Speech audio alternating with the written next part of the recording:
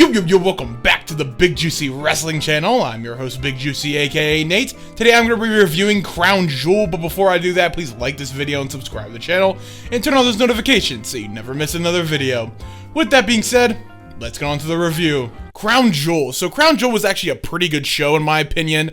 There were a few things throughout the show that did infuriate me a little bit that I didn't think made a lot of sense, but I'll get to those later on in the video. The first match, though, I'm going to be talking about is the match I thought was going to main event, which was the new Bloodline, Solo Sikoa, Tama Tonga, and Jacob Fatu versus the OG Bloodline and Roman Reigns and the Usos, Jimmy and Jey Uso. This was a really good match, I thought, in ring. I thought this match was going to be about the storytelling, which it was. A lot of the match was about the storytelling. And I thought the Usos haven't missed a step in the ring as a tag team. It was really nice to see the OG Bloodline back together. And I think also the new Bloodline looked insanely strong in this match as well. Even with, I was wrong in this prediction because Solo Sikoa pinned Roman Reigns clean. No shenanigans, no outside interferences. Solo Sikoa pinned Roman Reigns clean, which was insane to me. And that is a huge boost to Solo Sikoa's singles career right now. That has elevated him so much. And it's now he's beaten John Cena and Roman Reigns clean. That's insane. No, not a lot of superstars get to do that. And this match was all about the storytelling. And then after the match, Sami Zayn came out to help the Bloodline because they were attacking the new Bloodline was attacking the OG Bloodline, and Sami Zayn came out to help and then accidentally kicked Roman Reigns in the face. And then had that great shot of Roman sitting on the ground with Sami in the background. This match was amazing. The storytelling in this match was amazing, and I just cannot wait for the War Games match that's eventually going to happen at Survivor Series. It's going to be phenomenal. The next match on the card was Jade Cargill and Bianca Belair versus Metaphor, Lash Legend, and Jakara Jackson versus Piper Niven and Chelsea Green versus Damage Control, Io Sky, and Kairi Sane for the Women's Tag Team Championships. This match was actually surprisingly really good. I didn't have high expectations for this match, but I thought that every team in this match looked absolutely phenomenal. I thought that, of course, Jade Cargill and Bianca Belair looked great. They did end up winning, which, once again, I was wrong about that. I'm now 0 for 2, but they looked phenomenal. I was really impressed with Chelsea Green and Piper Niven. Piper Niven looked like an absolute beast in this match. Metaphor, Jakara Jackson, and Lash Legend, I couldn't be happier for them because they deserve this moment. There's some of the most underrated women's wrestlers in NXT, and they looked amazing in this match as well. Really, I think they should be called up to the main roster after this officially. And then even Damage Control, of course, Kairi Sane, Io Sky are two of the best in-ring competitors in WWE right now. You put all four of those teams together, they're making gold. This match was absolutely phenomenal, I think. There was a few botches, I will say. We don't have to talk about those though. But regardless, I thought this match was a really good sleeper match that should be talked about more. I just think that the tag title should have changed hands. That's just my opinion. I think Damage Control should have won them. But Jade Cargill and Bianca Belair, I'm happy they won. I love them as a tag team. I can't wait till they split and start their feud. But yeah, every team in this match looked amazing, and I was super happy with the outcome of this match. Definitely an underrated match for sure. The third match on the card was Seth frickin' Rollins versus Big Bronson Reed. This match was so good. I was so happy with this match. I knew this match was going to be amazing, but this match was one of my favorite matches of the night. Not quite the match of the night for me. I'll get to that match later on, but this match was phenomenal. Really showed off Bronson Reed's in-ring skills. These two had a really good chemistry in the ring.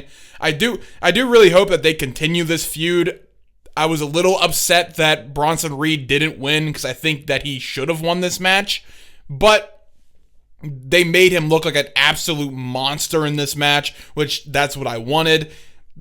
It took Seth Rollins a curb stomp to steel, like on the steel steps, and a super curb stomp from the top rope to beat Bronson Reed. And I was a little upset that he lost, but then after the match, I got real happy again with how they ended the match off with Bronson Reed staring down Seth Rollins still after taking 2 stomps and a super stomp. Or a stomp to the steel steps and a super stomp. He stood back up, bloody, and he looked like he was ready to kill Seth Rollins. And Seth Rollins was like just flabbergasted with like how Bronson Reed is still standing after what he just did to him. So I really hope that they continue this feud and they continue the momentum of Bronson Reed. I hope they have a match at Survivor Series. That would be amazing. But this match, I think, really benefited Bronson Reed's career. I still wish that he won, but I was happy with how they ended the match off with him still standing, him still being able to go. But honestly, great match all around. And hey, shout out to Bronson Reed for the MF Doom. Shout out to Bronson Reed for the MF Doom gear. That was absolutely incredible gear. I love to see it, and this match was amazing. The 4th match on the card was Liv Morgan versus Nia Jax for the Women's Crown Jewel Championship. This was the weakest match on the card for me. This was one of the matches I was frustrated with, that I was talking about at the beginning of the video. I don't know. I think they should have pulled the trigger on Tiffany Stratton cashing in. That's just me, though. I think this is the perfect time for her to cash in. The crowd was rowdy for her. And I just didn't like another teased cash in, because now it's been like the past few pay-per-views where it's tease cash in after tease cash in after tease cash in. And I honestly think that this was the perfect event to do it at. To cost like Nia Jax. It still did end up costing Nia Jax. Liv Morgan is your first ever Women's Crown Jewel champion, by beating Nia Jax with the help of Dominic Mysterio and Raquel Rodriguez. But I don't know. I was still unsatisfied with this match. It was a decent match. It wasn't terrible, but it also wasn't great. But my complaint with this match is I just wish Tiffany Stratton would have cashed in, because it was a really perfect moment for her to actually cash in the contract. But it was just another failed cash in, which I really was disappointed about, because I honestly thought after that promo she cut on Friday that she was going to walk out Crown Jewel as a champion, either if it was the Women's World Championship or the Women's Championship, like the one that Nia Jax holds.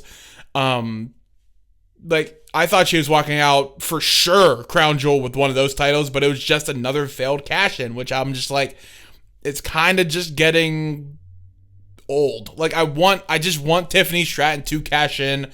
I don't want her to like wait for like WrestleMania or something. I hope it's in the near future, because I do think that's going to be Tiffany Stratton versus Charlotte Flair at WrestleMania 41. But yeah, that's like the main thing I was disappointed about in this match. The match itself was okay at best. I didn't enjoy the match itself. I thought it was decent. And Liv Morgan beating Nia Jax, I did think that she was going to be the one to win the Crown Jewel Championship. But like, I mean, good for Liv Morgan. She got her moment in Saudi Arabia again. But all in all, this match was kind of disappointing. The 5th match on the card, which I don't even know if you can call it a match, it was Randy Orton versus Kevin Owens. And this was a no contest. Neither one of these competitors won, because they literally just beat the living crap out of each other throughout the Saudi Arabia arena, and I absolutely loved it. I thought this brawl was amazing. I thought it really showed how much of a blood feud this feud really is. Adam Pearce took a freaking RKO, which was awesome. Yeah, Randy Orton RKO'd Adam Pearce. They fought through the entire arena. And then Kevin Owens at the end hit an elbow drop through the threw a table to Randy Orton from like the railing to the floor. It looked absolutely sweet.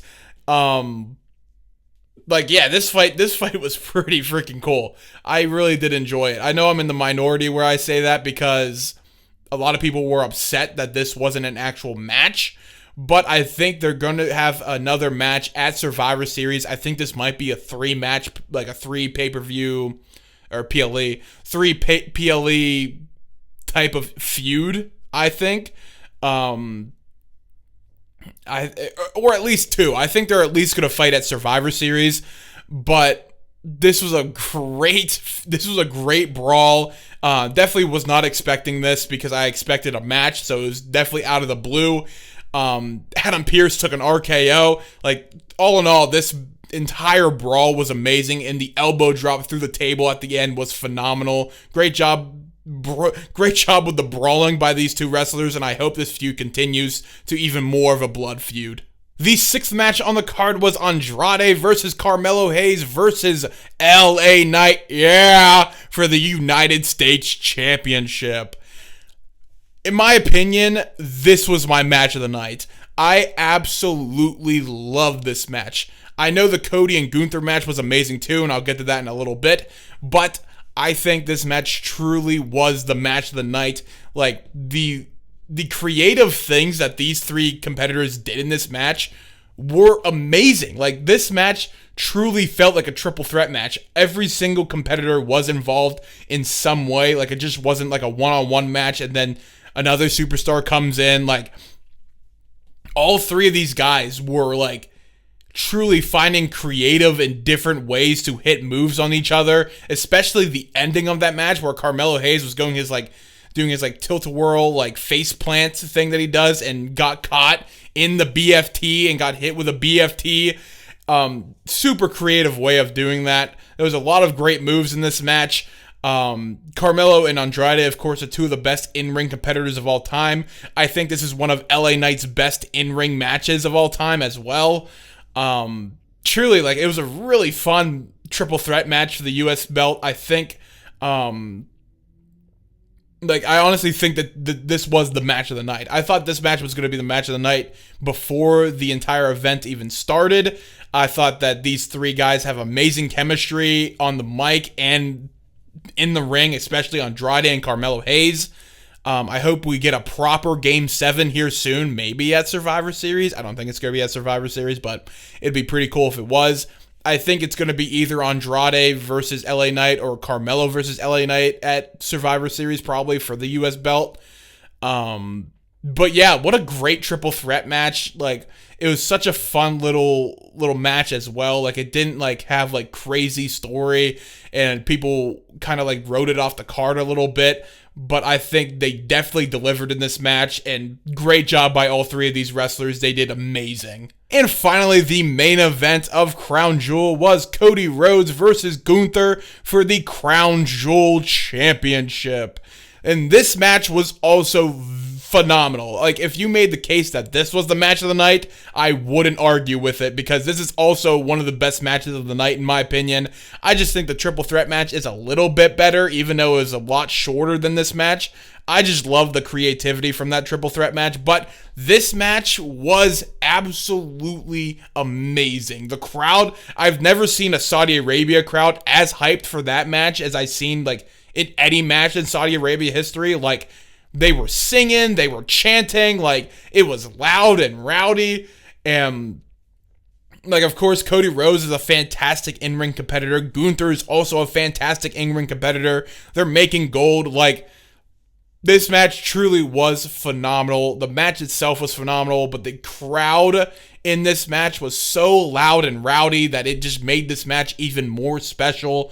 I know it's just for the Crown Jewel Championship, which at first I liked the idea, but now that I know that it's only staying in Saudi Arabia, I'm kind of disappointed about it. And they only get like a ring, like a Super Bowl ring. But the only disappointment I had from this match is I don't think Cody Rhodes should have won. I think this match honestly should have went to Gunther, because, like, Gunther is one of those guys where he shouldn't lose that much. And I think that this would have been such a great moment for Gunther and his character that I think they should have just put Gunther in, like, they should have had Gunther win this match, in my opinion. Because he doesn't lose much, and this was like only his like 5th loss in WWE history, or like 6th loss in WWE history, something like that. And I mean, I get it. I know Cody's like the face of the company, and I know it's like the first Crown Jewel championship. Like, I get that. I know why they had Cody winning. I had a feeling that Cody was gonna win. I think I just really wanted Gunther to win. But the Crown Jewel championship matches really have no they're not gonna be talked about probably for the rest of the year. Maybe like this Monday on Raw and this Friday on SmackDown they'll be talked about, but like besides this week, I don't think they're going to be talked about again. But like regardless though, besides me wanting Gunther to win and biasy asides, I think this match was absolutely phenomenal. And truly, I think Gunther and Cody Rhodes have amazing chemistry in the ring. And I mean, shout out to Cody Rhodes for winning the first Crown Jewel championship.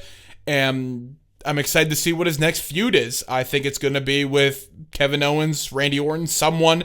Maybe he's involved with the Bloodline War Games match. Who knows? But I was super happy with the match itself. I just wish that Gunther would have won. All in all, it was a great show. I honestly did think that Crown Jewel was a great show. There was a few things throughout the night that did frustrate me. Gunther losing was one of them. The Liv Morgan Nia Jax match was one of them.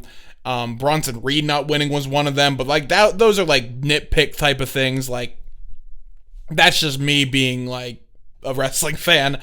But regardless, the entire show was great. I thought the crowd was actually really rowdy during this show. They're not usually that great during Saudi shows, but this crowd was actually really good. And I thought every match on the card really was great. Besides really the Liv and Nia match, I didn't think that match really hit that well. But regardless of the things that infuriated me about this pay-per-view, or PLE, sorry, I thought this entire show was great, and I thought every match on the card was great as well. Great job by everyone, and yeah, besides the things that infuriated me, great card. Thank you guys so much for watching. Please tune in on Wednesday where I'll be doing my WrestleMania 14 review. Please remember to like this video and subscribe to the channel. With that being said, I'll catch you in the next video.